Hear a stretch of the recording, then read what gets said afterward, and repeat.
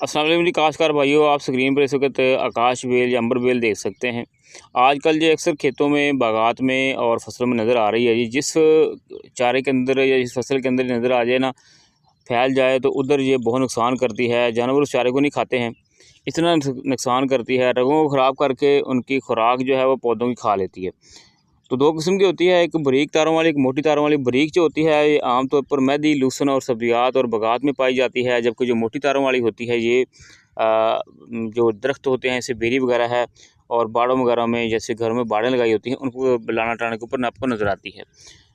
तो काश्तकार भाई, इसका जो तदारक है ये काफ़ी पेचीदा मसला बना हुआ है, अक्सर काश्तकार परेशान हैं।